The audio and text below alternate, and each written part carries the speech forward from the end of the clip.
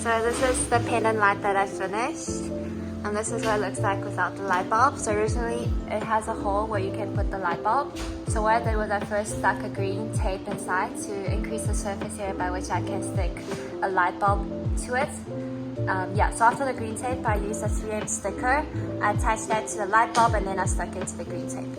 And this is the results. So I have a remote and I can open and close the light easily.